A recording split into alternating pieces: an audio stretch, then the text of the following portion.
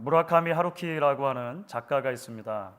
이분은 작가임과 동시에 마라토너로도 유명합니다. 전업 작가가 된 이후에 45년 가까이 매해 풀코스 마라톤을 출전합니다. 지금 70 중반이 넘으셨는데도 계속 달리기를 해요. 그 외에도 수많은 종류의 달리기 대회, 또 철인 3종 경기를 출전하는 그런 경력이 있습니다. 그런 하루키가 언젠가 이 마라톤과 관련해서 이런 글을 쓴 적이 있습니다. 글이 좀 빨리 나오긴 했는데 이렇게 되어 있습니다. 출발점에 섰을 때는 이미 승부가 정해진 것이나 다름없다. 그것이 마라톤이라는 스포츠다. 어떤 식으로 출발점까지 왔는지 그것이 전부다. 나머지는 42.19km를 달리며 실제로 확인할 뿐이다. 무슨 의도인지 여러분 이해가 되시겠죠? 마라톤과 같은 장거리 경기는 여러분 벼락치기가 될 수 없습니다. 오랜 기간 동안 준비하는 작업이 필요한 것이죠. 그래서 경기를 치른다라고 하는 것, 물론 경기 그 시간도 굉장히 중요합니다만 지금까지 내가 어떤 방식으로 내 몸을 준비해 왔는가를 이 경기를 통해서 확인하는 과정이다. 이렇게 이야기를 합니다. 당일 컨디션도 중요하지만 그 전까지의 준비가 굉장히 중요하다. 이런 말 하는 것이죠. 여러분 어떤 면에서 보면 기드온이 벌인 대가나안 전쟁도 비슷하다고 볼 수가 있습니다. 사실 여러분 기드온 이야기를 우리가 계속 살펴보고 있는데요. 기드온 이야기 전체에서 놓고 보면 미디안과 전쟁을 치르는 실제적인 전쟁 이야기는 불과 7절밖에 되지가 않습니다. 여러분 그 분량을 놓고 보면 깜짝 놀랄 만큼 짧아요. 그러니까 실제로 전쟁을 하는 것은 7절이라는 것이죠. 반면에 준비하는 과정은 무려 48절이 됩니다. 48절이나 돼요. 그러니까 기드온이 처음 사사기에서 등장하는 6장 11절부터 해서 7장 18절까지 거의 실제 전쟁 이야기의 7배에 달하는 내용이 준비와 관련된 내용이라고 하는 것입니다. 그 이유가 뭘까요? 그 하루키라고 하는 작가의 말을 빌리자면 어떤 식으로 출발점에 왔는가 그것이 전부이기 때문이다. 아마 그렇게 말할 수 있을 것 같습니다. 여러분 오늘 우리가 함께 읽은 이야기는 미디안과의 전쟁을 위해서 이제 300명의 용사를 가려 뽑는 이야기입니다. 그러니까 기드온 처음 시간부터 말씀드렸던 것처럼 우리가 기드온 하면 얼른 떠오르는 그 300용사 이야기가 오늘 본문 가운데 등장을 하는 것이죠. 지난 시간에 우리가 함께 묵상했던 이야기는 기드온이 하나님을 양털을 가지고 시험하는 이야기였습니다. 그러니까 그 주도권이 마치 기드온에게 있는 것처럼 보여요. 기드온 편에서 시험 문제를 하나님께 드렸고 하나님께서는 그럼에도 불구하고 인내 가운데 참아주시면서 그 요구를 다 들어주셨다라고 하는 말씀을 함께 나누었습니다. 오늘은 그 양털 사건 이후죠. 하나님께서 오히려 직접적으로 적극적으로 기드온에게 다가가시는 것을 보게 됩니다. 그리고 이 전쟁이 어떤 종류의 전쟁인가라고 하는 것을 기드온에게 조금 더 본격적으로 이제 가르쳐 주시는 그런 대목들이 됩니다. 결국 이스라엘 백성들이 치르는 전쟁은 이 전쟁이 누구인지를 확인하는 과정일 것이기 때문에 그렇습니다. 그래서 준비 과정이 긴 것이죠. 자, 오늘 우리가 함께 읽은 말씀을 보시면 7장 1절이 이렇게 시작을 했습니다. 여룻바알이라 하는 기드온과 그를 따르는 모든 백성이 일찍이 일어나 하롯셈 곁에 진을 쳤고 미디안의 진영은 그들의 북쪽이요 모레산 앞 골짜기에 있었더라. 다시 한번 이스라엘 군대와 미디안 군대가 이제 전쟁을 막 하려고 서로 이렇게 진을 펼치고 있는 모습이 그려지는 거예요. 그러니까 겉으로만 놓고 보면 양털 사건 그 두 번의 기적을 통해서 기드온이 드디어 이제 전쟁을 해도 되겠다라고 하는 확신을 가진 것처럼 읽힐 수도 있는 그런 구절이 되겠죠. 하지만 현실은 그것이 아닌 듯 싶습니다. 1절 말씀 우리가 읽은 말씀 보시면 기드온과 그를 따르는 백성이 하롯셈 가까이에 진을 쳤다 이렇게 말하죠. 많은 구약학자들이 이 하롯셈이라고 하는 말 뜻을 중요하다라고 생각을 해요. 왜냐하면 이 하롯셈이라고 하는 말 뜻이 두려움의 셈, 떨림의 셈, 그런 의미를 가지고 있거든요. 그래서 학자들은 말하는 것입니다. 사사기 저자가 여기에서 이 지명을 통해 기드온과 그 백성들이 여전히 마음에 두려워하고 있다, 여전히 떨고 있다라고 하는 것을 넌지시 우리에게 알려주려고 하는 것이다, 추측을 하는 것이죠. 우리가 실제로 이야기가 펼쳐지는 것을 보면요, 이런 추측이 결코 억측이 아니라고 하는 것을 이제 보게 됩니다. 말씀드린 대로 하나님께서 주도적으로 이번에는 기드온에게 가셔서 군사를 점거하라고 말씀하시는 거예요. 그러니까 전쟁을 하려면 당연히 군사를 점거하는 것이 필요하거든요. 그런데 하나님께서 기드온에게 말씀하신 군사 점거의 방식은 모두의 상식을 뛰어넘는 방식으로 이제 진행되는 것을 보게 됩니다. 7장 3절을 보면 하나님께서 기드온에게 이렇게 말씀하시는 거예요. 같이 한번 읽어볼까요? 같이 읽습니다. 백성의 귀에 외쳐 이르기를 누구든지 두려워 떠는 자는 길르앗산을 떠나 돌아가라 하라. 좀 이상하죠? 전쟁하기 위해서 점거를 하면 전쟁에 가용한 모든 인원을 다 긁어 모으는 것이 목적이 될 거예요. 지금 미디안이 워낙에 숫자가 많기 때문에 이스라엘 남자 중에서 전쟁할 수 있는 모든 사람을 다 그렇게 긁어 모아도 모자란 판인데, 하나님은 기드온에게 말씀하시는 것이죠. 두려운 사람이 있으면 돌아가라고 말해라. 그런데 실제로 펼쳐지는 일을 보면 더 가관입니다. 그렇게 말한 거잖아요. 자, 여러분, 이제 우리가 전쟁하려고 하거든요. 그런데 무서운 사람 있으면 지금 다 집으로 돌아가세요. 이렇게 말했더니 Yes, sir, 감사합니다 하고 기다렸다는 듯이 2만 2천 명이 돌아간 거예요. 전체 모인 사람들이 3만 2천 명이었는데 그 중에 3분의 2가 이 말 한마디에 마치 기다리다가 했던 떠나갔다는 것입니다. 그런데 여러분, 이야기는 여기서 한 번 더 모두의 예상을 뛰어넘는 방식으로 진행이 되죠. 하나님께서 그것도 많다는 거예요. 그러니까 10,000명도 많다는 것입니다. 그래서 이번에는 하나님께서 기드온에게 혹은 이스라엘 백성들에게 시험 문제를 내시는 거예요. 그러니까 양털 시험에서는 기드온이 하나님께 시험 문제를 냈다면 이번에 하나님께서 그 숫자를 줄일 수 있는 방식의 문제를 내시는 것이죠. 하나님께서 남은 10,000명을 데리고 물가로 내려가서 군사들에게 물을 마시게 하라는 것입니다. 물 마시는 모습을 보니까 두 부류의 사람이 있는 거예요. 그렇죠.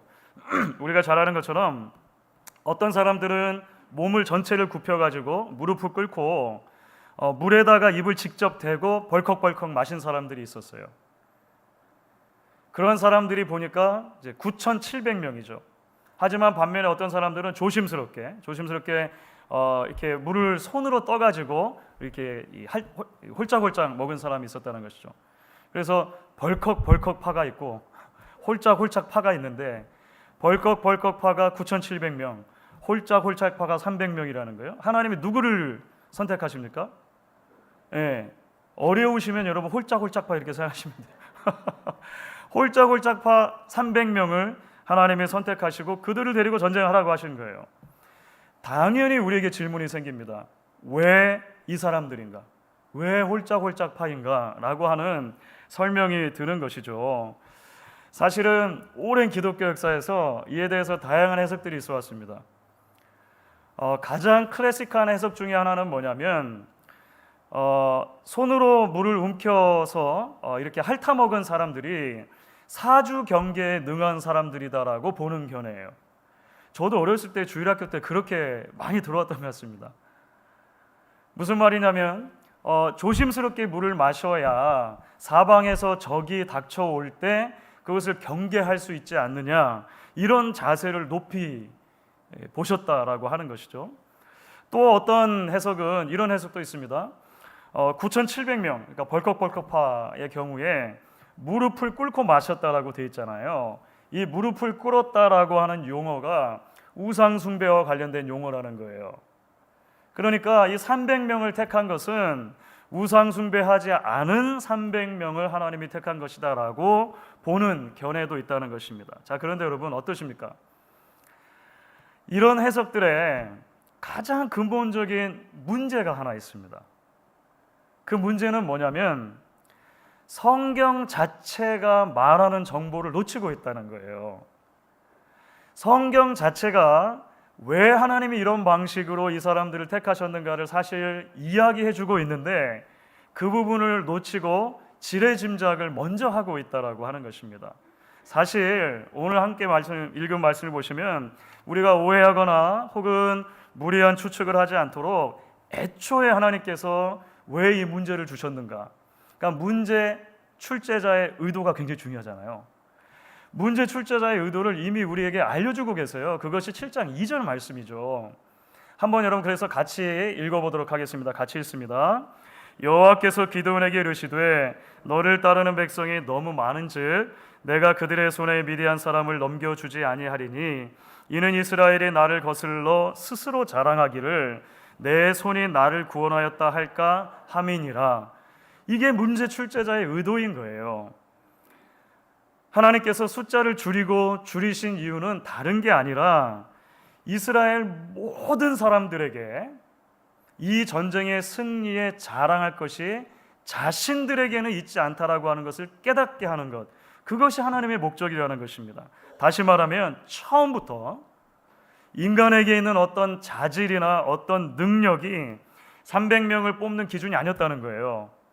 만약에, 역사의 만약이라고 하는 가정은 사실 좀 불합리하긴 하겠습니다만, 만약에 여러분 홀짝홀짝 파가 9,700명이고 벌컥벌컥 파가 300명이었다면 하나님 누굴 택하셨을까요?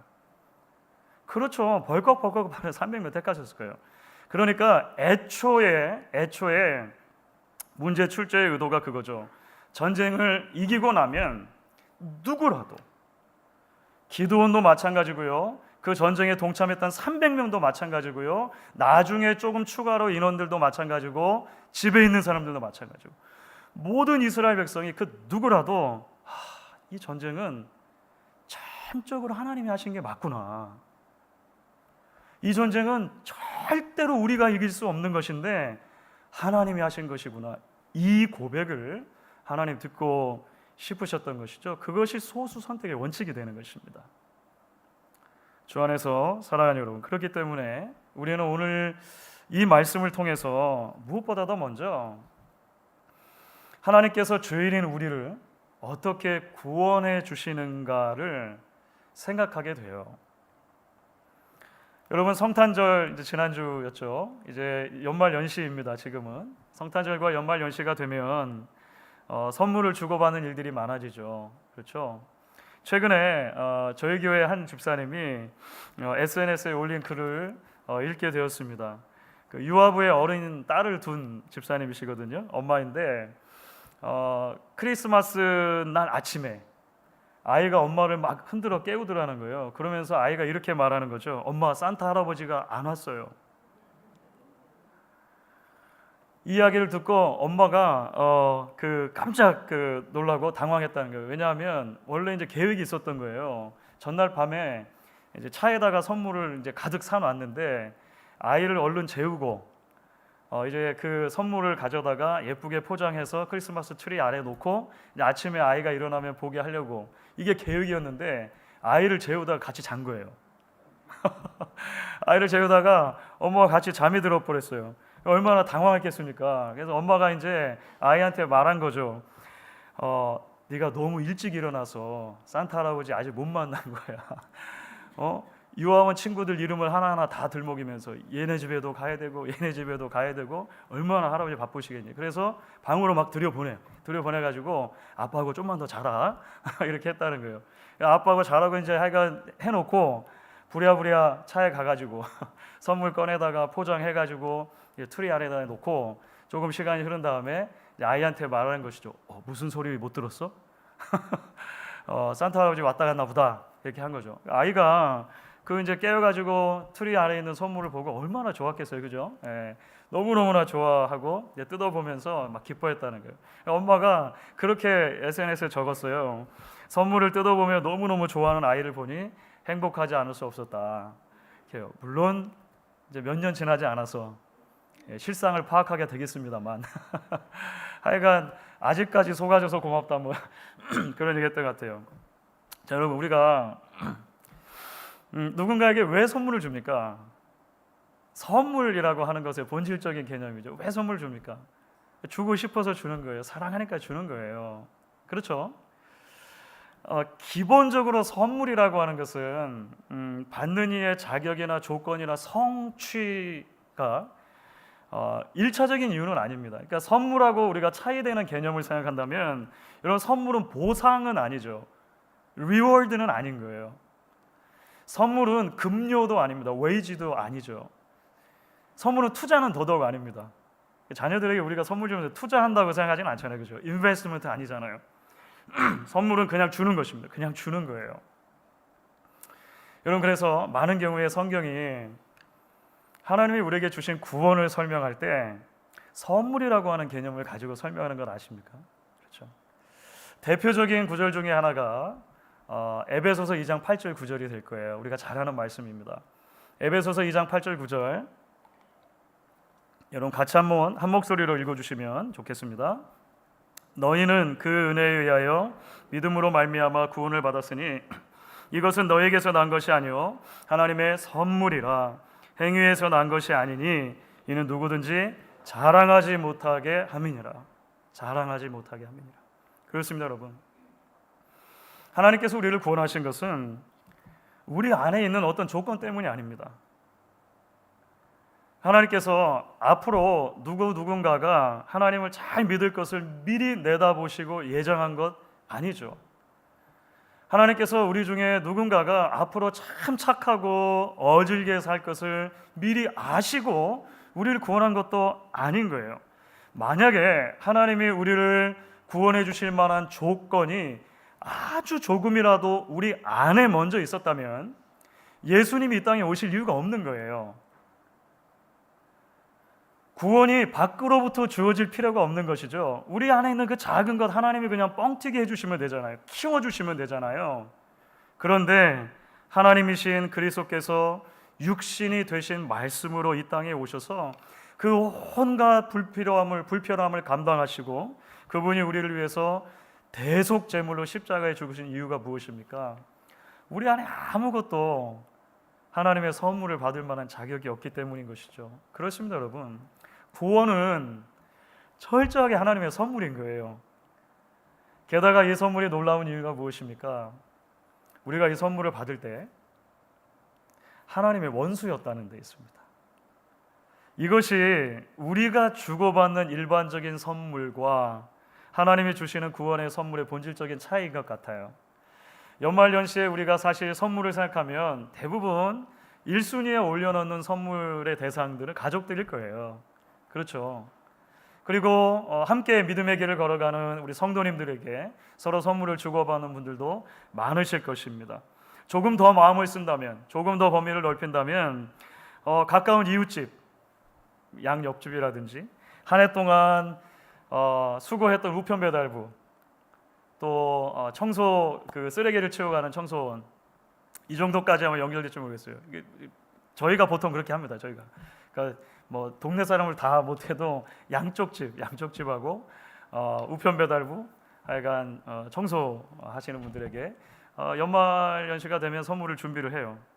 그런데 여러분 생각해 보면 하나님 앞에 우리는 그런 선물을 받을 만한 자격이 사실 전혀 없었다는 것입니다. 전혀. 죄로 인해서 하나님의 영광에 이르지 못하는 상태, 하나님과 원수된 상태에 있었다는 것이죠. 그런데 그런 우리를 위해서 하나님께서 아들을 보내주시는 거예요. 그 아들을 희생하심으로 원수인 우리를 구원하시고 영원한 생명을 선물로 주시죠.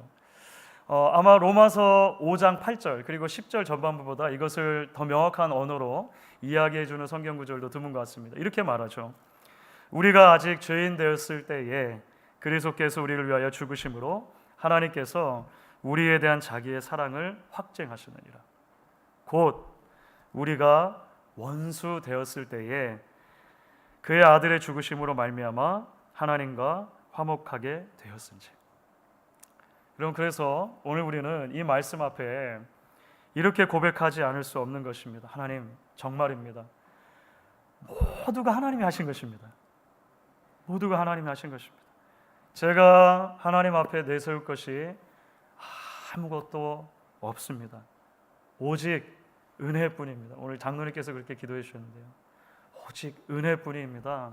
우리는 이렇게 고백하지 않을 수 없는 것입니다. 그렇기 때문에 여러분, 이제 우리는 한 걸음 더 나아가서 오늘 말씀을 통해 신앙의 여정의 본질이 무엇인지를 보게 됩니다. 신앙의 여정이라고 하는 것은 본질적으로 지속적으로 덜어내는 과정이라고 하는 것을 우리는 기억하게 돼요. 일전에 한 존경하는 목사님께서 그 대강절 기간 동안에 설교하시다가 성도님께 이런 질문을 하시는 것을 들었습니다. 만약에 예수님께서 요즘에 서울에 태어나셨다면 동방 박사들이 예수님 나신 곳을 제대로 찾을 수 있었겠는가? 이런 질문을 하신 거예요. 왜 이런 말씀하셨을까요? 목사님께서 이제 어느 날 겨울 저녁쯤에 거리 나가서 이제 산책을 하시다가 문득 생각이 나서 하늘을 올려다 보셨다는 것이죠. 그런데 대기가 너무 흐리니까 별이 하나도 보이지 않더라는 거예요. 별이 하나도. 동방 박사들이 별을 보고 예수님 나신 곳을 찾아갔다는데. 그래서 만약에 이 서울 하늘 아래 예수님 태어나셨으면 동방 박사들이 별이 안 보이니까 어떻게 찾았겠는가? 그런 이야기 하는 것이죠. 여러분 생각해 보면 별이 없어진 건 아니에요. 그죠? 별이 없어진 건 아니죠. 하늘의 별은 그대로 있는 것입니다. 별은 그대로 있지만 가리워진 거예요. 가리워진 것. 대기가 너무 지저분하니까 별을 볼 수 없게 된 것뿐인 것이죠. 때로는 이제 한국 같으면 너무 빛이 많잖아요. 그 빛공해라고 하는 것이죠. 너무 빛이 밝아서 지금도 여전히 찬란하게 빛나고 있는 그 수많은 별들을 보지 못하도록 가리웠다는 것입니다. 여러분 설교 전에 저희가 찬송가 288장을 불렀습니다. 예수를 나의 구주 삼고라고 하는 찬양이었죠. 여러분 그 3절 가사가 생각나십니까? 예수를 나의 구주 삼고 찬송의 3절 가사는 이렇습니다. 주 안에 기쁨 누림으로 마음의 풍랑이 잔잔하니 세상과 나는 간 곳 없고 구속한 주만 보이도다. 이렇게 찬양했어요. 너무 아름다운 찬양이죠. 그런데 여러분 정말 그렇습니까? 지난 한 해를 돌아볼 때 정말 그랬습니까? 오히려 구속한 주는 간데 없고 세상과 나만 보였던 적이 더 많지는 않습니까? 육신의 정욕과 안목의 정욕과 이생의 자랑이 하나님 사랑보다 더 크게 여겨졌던 때는 없습니까? 내 자존심과 열등감의 크기가 하나님 은혜보다 훨씬 더 압도적이었던 적은 없느냐고 하는 것입니다. 그러다 보니 마음의 풍랑의 높이가 예수님 안에서 주시는 평강도 가리고 구원의 감격도 가리웠던 때는 없느냐고 하는 것이죠. 사랑하는 여러분, 오늘 우리가 하나님께서 기도원에게 주셨던 이 명령을 통해서 다시 한번 신앙의 본질이 무엇인지를 보게 되는 거예요. 하나님이 왜 자꾸만 덜어내라고 하십니까? 하나님이 왜 자꾸만 돌려보내십니까? 하나님께만 집중하라는 거죠.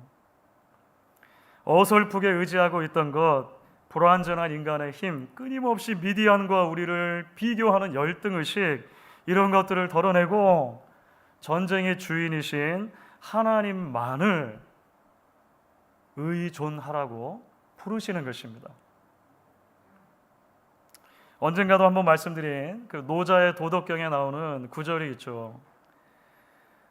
위학일익, 위도일손이라고 하는 글인데 뜻은 이것입니다. 배움의 길은 날마다 쌓아가는 것이고 도의 길은 날마다 덜어내는 것이다. 무슨 말씀인지 이해가 되시죠? 배움의 길은 날마다 쌓아가는 것이고 도의 길은 날마다 덜어내는 것이다. 한 사람이 지혜롭고 성숙한 사람으로 성장한다는 것은 끊임없이 배우는 삶 그리고 비우는 삶의 연속일 거예요. 특히 신앙적인 면에서 보면 저는 이 두 가지가 결국은 하나라고 하는 것을 새기게 됩니다. 여러분, 우리가 하나님을 더 알아가고 더 깊이 신뢰한다라고 하는 것은 결국은 복음의 핵심을 가리는 수많은 덮개들을 걷어내는 작업입니다.